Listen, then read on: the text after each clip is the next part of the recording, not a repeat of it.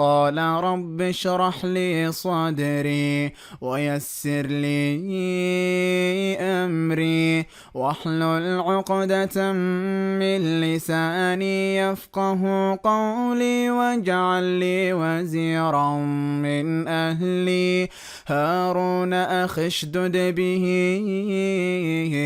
أزري وأشركه في